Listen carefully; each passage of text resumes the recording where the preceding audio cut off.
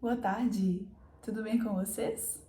Hoje estou gravando num lugar diferente, mas, conforme prometido, hoje nós vamos fazer a resenha deste livro aqui, O Senhor dos Anéis, As Duas Torres. Porém, hoje nós vamos fazer a resenha do livro 3. Que contempla os capítulos. O capítulo 1 é A Partida de Boromir e o último capítulo é A Palantir. Esse livro 3 tem aproximadamente umas 250 páginas por aí. O livro todo tem aproximadamente 500. No próximo vídeo eu trago a resenha do livro 4, que também está nesse volume das Duas Torres. Vamos começar a falar dele então. Eu não tenho palavras para dizer o tanto que eu estou gostando de ler O Senhor dos Anéis.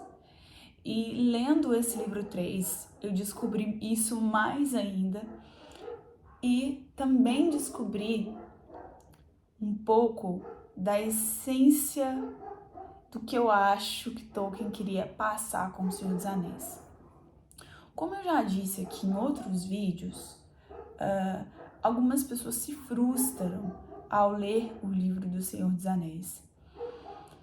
E eu acho que o que Tolkien queria passar não é o principal, não é apenas um grande enredo de uma história muito épica, mas sim os detalhes mais simples, os detalhes pequenos dessa história são o que me encantam, são o que me fazem ficar emocionada, são o que me fazem ficar apaixonada. A simplicidade dos hobbits, e ao longo do livro nós vamos descobrindo todo esse universo junto com eles, a simplicidade com que do presente élfico que eu comentei que a Galadriel dá para o Sam da caixinha de terra.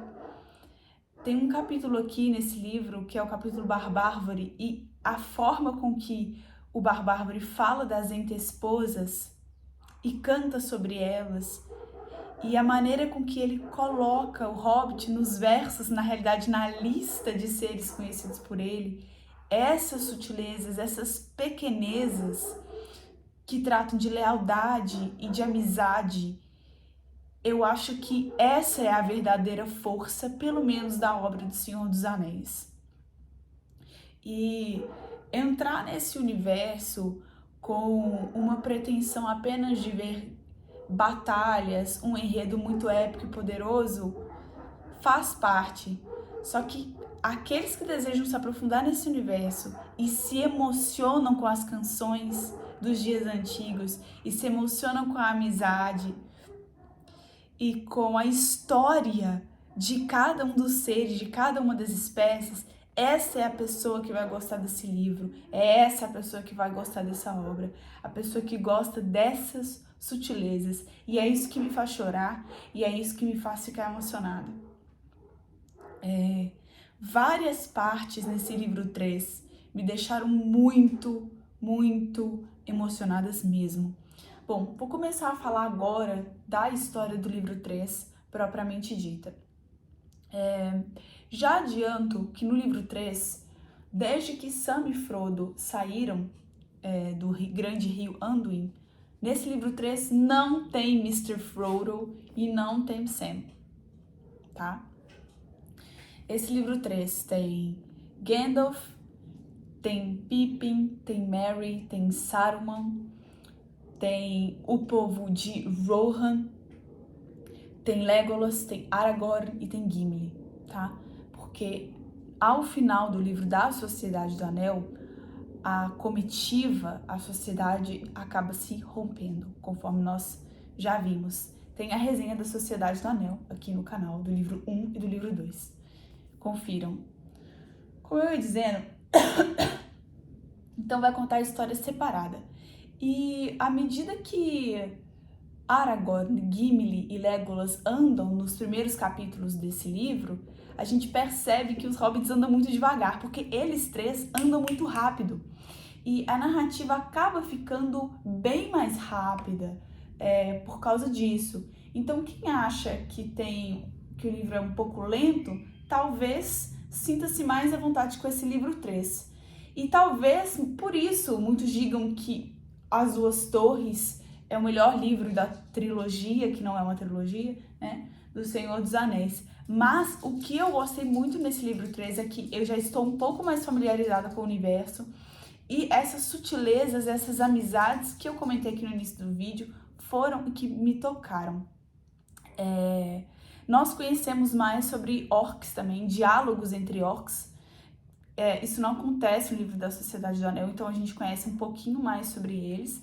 A gente conhece os orcs de Isengard, Uruk-hais, que são uma espécie de orcs, pelo que eu entendi, um pouco mais inteligentes, meio goblins, meio orcs. Claro, em diálogos a gente percebe que existem alguns orcs, como o Ugluk, são muito mais inteligentes que outros. E também nós conhecemos, neste livro aqui das Duas Torres, os Cavaleiros de Rohan, os Rohirrim. Nós conhecemos a família real de Rohan, da casa de Eorl, o Jovem. Conhecemos um personagem chamado Elmer, que gostei muito. E conhecemos, talvez, o personagem que eu mais gostei desse livro aqui, que é o Rei Théoden. Ele é um rei muito corajoso, porque apesar de ele ser um homem velho, e o tempo todo isso é falado aqui na história, ele é um homem que não é covarde e que tem coragem de ir à guerra e ir à frente dos cavaleiros do povo dele.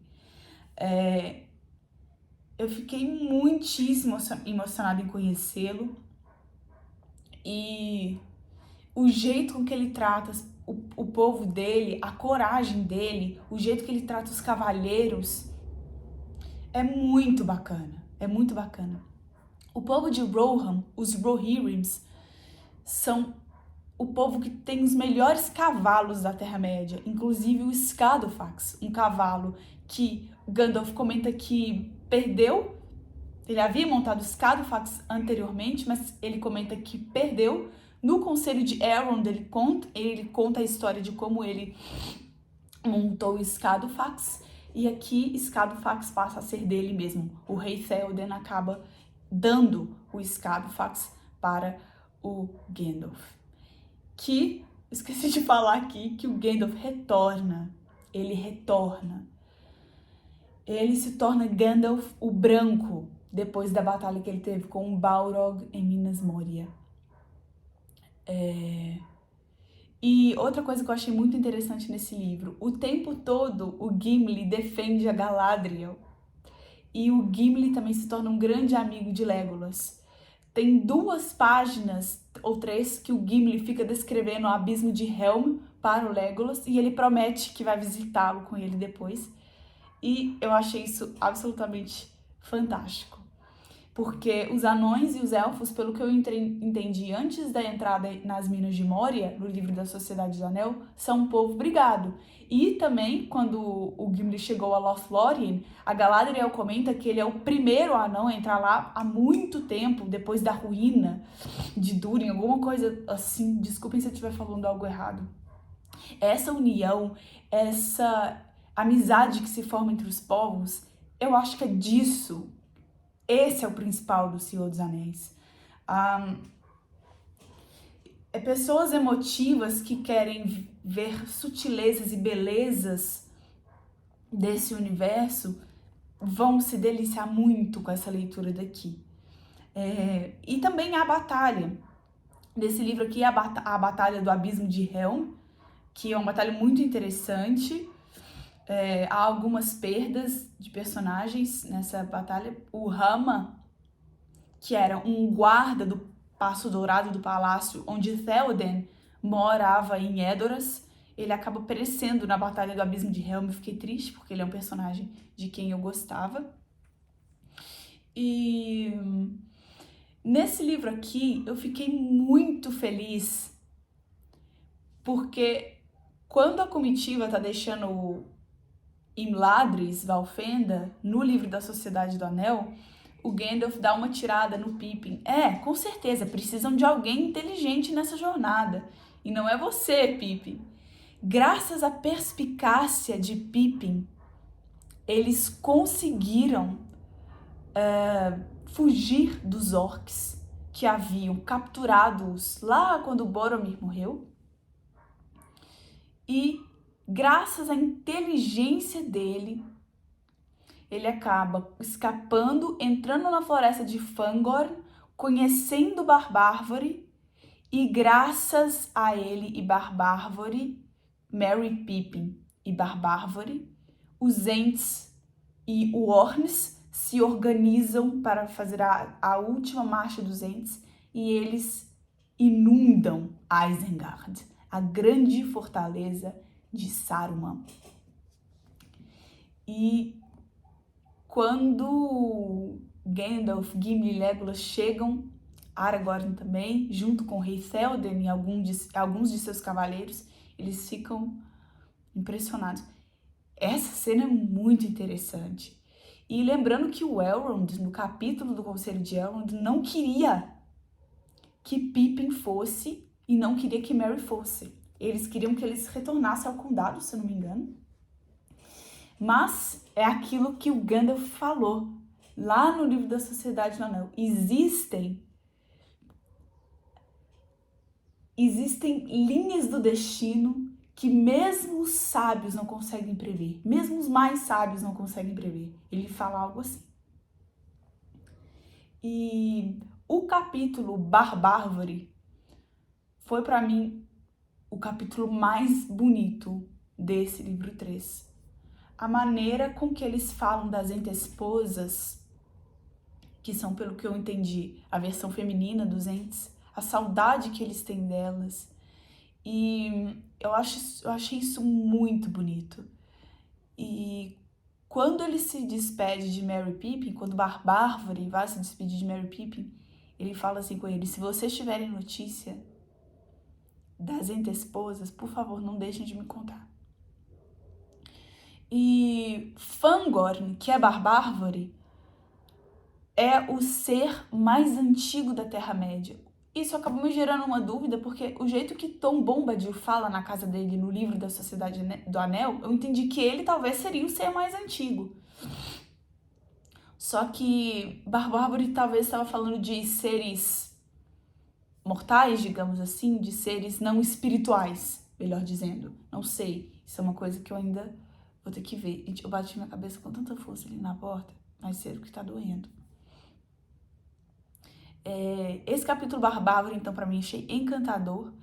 Eles têm uma lista de seres que eles conhecem da Terra-média e eles não conheciam os hobbits. Assim como o rei Théoden também não conhecia os hobbits. E, poxa, ele foi tão legal com os hobbits, achei isso muito, muito, muito, muito bacana.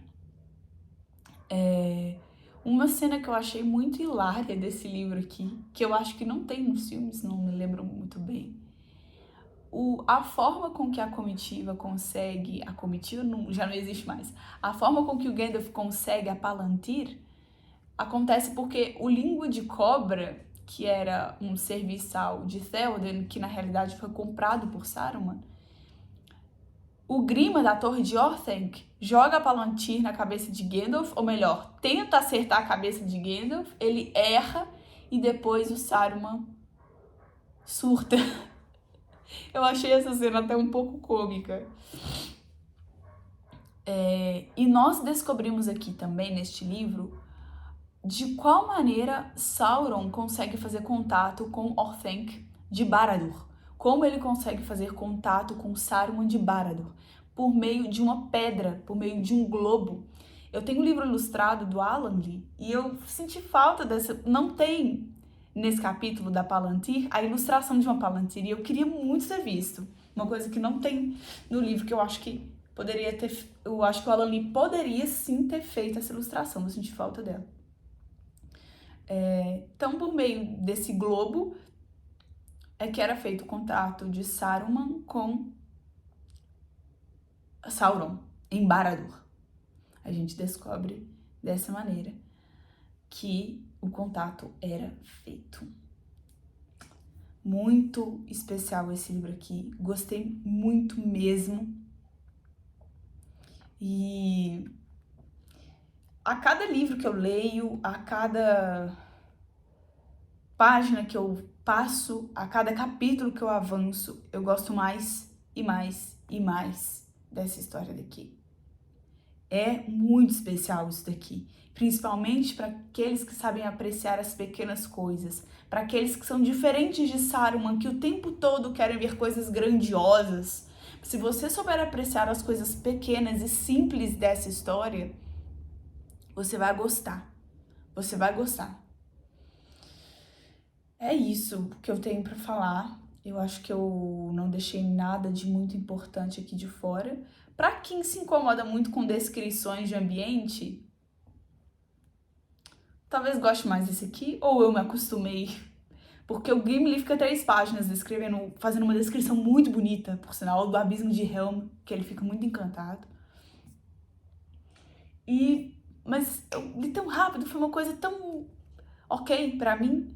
Então, na realidade, eu não sei se eu me acostumei com essa narrativa descritiva ou se tem menos descrições esse livro 3 mesmo. O que eu posso dizer é que a narrativa aqui é mais rápida, porque lá na Sociedade do Anel, principalmente no livro 1, quando os hobbits saem sozinhos, eles não conseguem andar muito e muito rápido, como andam Aragorn, Gimli e Legolas. Eles andam muito rápido. Gandalf nem se fala, porque com o Scadofax ele conseguiu sair de Isengard e chegar ao Val do Eisen e muito rápido no capítulo da Palantir, com o Pippin no cavalo com ele. Então, aí a narrativa acaba ficando um pouquinho mais rápida do que no livro 1 da Sociedade do Anel, que os hobbits custam a chegar na casa lá em Cricôncavo, depois eles vão para Bree, e à medida que eles vão andando na Floresta Velha, então é aquele desastre. Na Colina dos Túmulos consegue ser um desastre maior ainda. E ali naquele livro 1, realmente a gente tem uma narrativa mais lenta, mas isso mostra a dificuldade que os hobbits têm de andar sozinhos. E as terras eram muito perigosas. A Floresta Velha e a Colina dos Túmulos, principalmente, eram terras muito perigosas.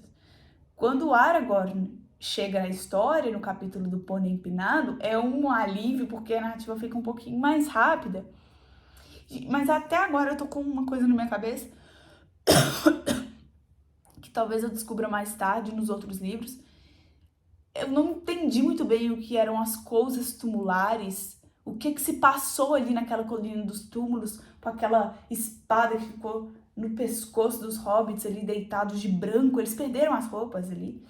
Aquilo ali, pra mim, acabou sendo um grande mistério que não foi explicado direito. Aliás, não foi explicado quase que nada no capítulo do Conselho de Elrond. Aquilo ali, eu espero que no futuro das obras de Tolkien eu saiba mais sobre aquilo lá. Provavelmente eu vou ficar sabendo, né? Eu acho que é isso. Agora, no livro 4,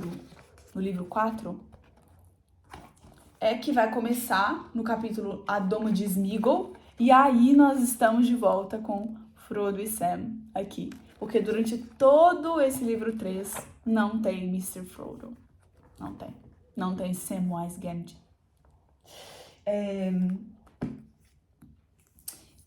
Muito bonito. Gostei demais. O capítulo da partida de Boromir é muito bonito. O Aragorn não conta pra comitiva que o Boromir tenta pegar o anel, porque quando o Boromir tá morrendo, o Boromir relata pro Aragorn que ele tentou pegar o anel.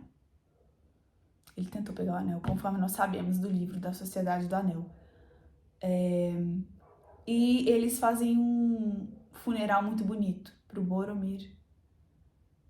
E é isso, gente. Tô muito feliz de estar lendo isso daqui. E até a próxima resenha, né? Vai ter um encontro aqui na minha cidade do aniversário da Sociedade do Anel. Tô na dúvida se é 60 ou 70 anos. Mas eu tenho um evento aqui na minha cidade, em uma das livrarias, e eu estarei lá. Se tiver alguma coisa interessante, se eu conseguir gravar alguma coisa interessante, eu posso trazer aqui pro canal. Gente, é isso. Muito obrigada.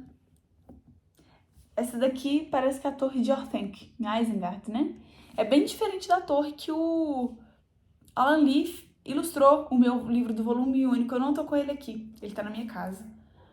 Porque o jeito que o Alan Lee ilustra Orthanc não é assim. A torre é bem